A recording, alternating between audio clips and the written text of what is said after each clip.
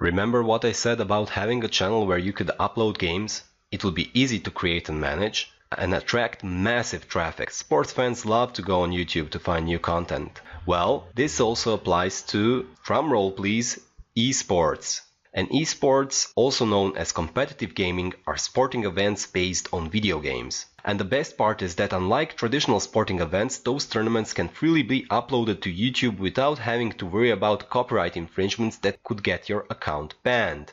For example, this year's International was held at Seattle Ski Arena in front of 17,000 people watching live and millions more watching it over the internet. There are countless music artists who dream of selling that many tickets. Esports are now a multi-billion-dollar business, with teams of professional gamers earning more money than you and I ever will, just like regular athletes. And most importantly for us, esports fans love to use internet to watch games. They are younger than your traditional sports fans and they are always connected. Which is why a site like Twitch, which focuses mainly on esports, has now become the #2 streaming video site on the internet, just behind YouTube, and is rumored to soon be acquired by Google for several $billion. Now, the sources for our content for our YouTube channel, as I mentioned, are going to be competitive multiplayer online games. And the most popular esports games are currently League of Legends, shortly LoL, which has a player base of 67 million players. The second one is Defense of the Ancients 2 with 8 million players, or Dota. Then Heroes of Newerth, or HON, with 1 million players.